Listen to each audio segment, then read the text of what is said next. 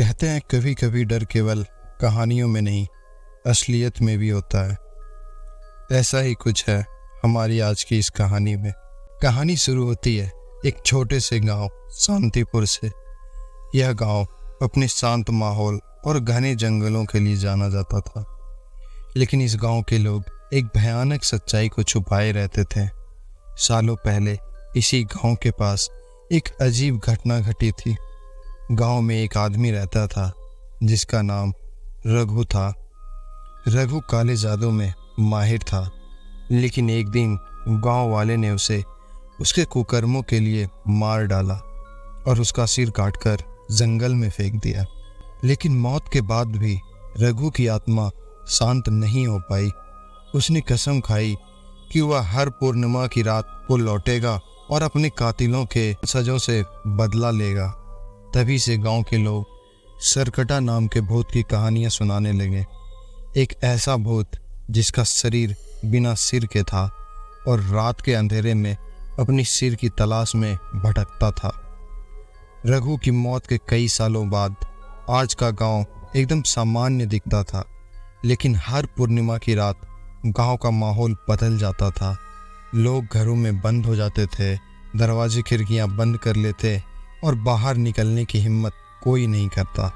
आनंद, जो एक युवा लड़का अपने दोस्तों के साथ शहर से गांव आया था, इन कहानियों पर वो विश्वास नहीं करता था। उसके साथ उसके 3 दोस्त भी आए थे, जिसका नाम रवि, पूजा और निशा था। आनंद ने गांव के बुजुर्गों से सरकटा की कहानी सुनी और हंसते हुए कहा, ये सब बस कहानियां हैं डराने के लिए। रात के समय आनंद ने अपने दोस्तों के साथ जंगल में जाने का फैसला किया। उसने कहा, चलो देखते हैं इस सरकटा में कितना दम है। दोस्तों ने शुरुआत में मना किया, लेकिन आनंद की जिद के आगे कोई नहीं टिक पाया।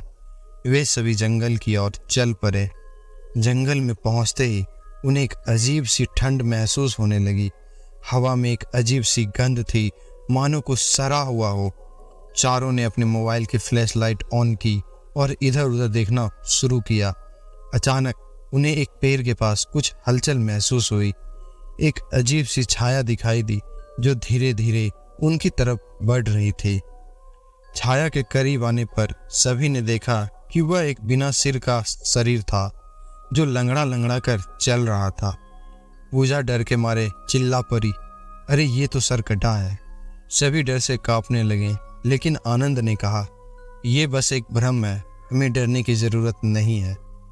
तभी सरकटा ने अचानक से एक जोरदार चीख निकाली, मानो वह अपने सिर की खोज में हो।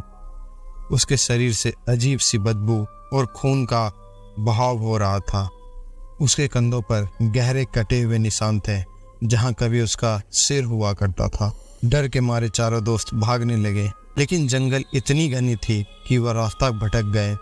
सरकटा उनकी ओर बढ़ता चला गया और उसके कदमों की आवाज़ धीरे धीरे तेज होती जा रही थी। रवि लड़खड़ा कर गिर गया और जैसे ही वह उठने की कोशिश करता, सरकटा उसे पकड़ लेता।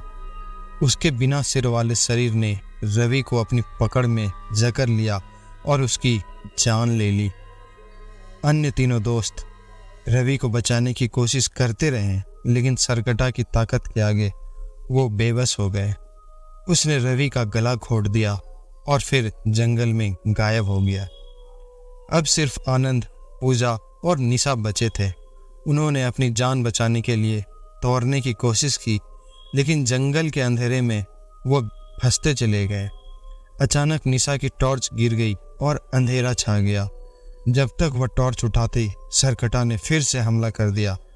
इस बार उसकी पकड़ पूजा पर थी। पूजा ने मदद के लिए चिल्लाया, लेकिन आनंद और निशा कुछ नहीं कर पाए। सरकटा ने पूजा को उठाया और उसके शरीर को पेड़ के तने पर इतना मारा कि उसके चीखें जंगल में गूंज उठी और फिर सब कुछ अचानक शांत हो गया। आनंद और निशा बुरी तरह घबरा चुके थे। वे किसी तरह गांव की ओर भागने लगे। उन्हें सरकटा के कदमों की आवाज़ उनके पीछे महसूस हो रही थी, लेकिन जैसे ही वे गांव के करीब पहुंचे, अचानक सब कुछ शांत हो गया। वे गांव के पास बने एक छोटे से मंदिर में पहुंचे, जहां सरपंच और कुछ बुजुर्ग खड़े थे। सरपंच ने कहा, अब जो हुआ और जो होना था वो हो ही गया। सरकटा का बदला पूरा हो गया। आनंद और निशा ने जैसे तैसे रात बिताई और अगली सुबह गांव में रवि और पूजा की तलाश जारी की, लेकिन उसका शरीर कभी नहीं मिला। वे हमेशा के लिए सरकटा की भटकती आत्मा के साथ गायब हो गए। फिर गांव के लोग अपने रोज के कामों में लग गए, लेकिन हर पूर्णिमा की रात लोग अपने दरवाज़ा बंद कर लेते हैं और सरकटा की भयानक कहानी को आज भी याद करते हैं। इसीलिए हमें कभी कभी पुरानी कहानियों का भी सम्मान करना चाहिए, क्योंकि हर कहानी के पीछे एक सच्चाई छुपी होती है।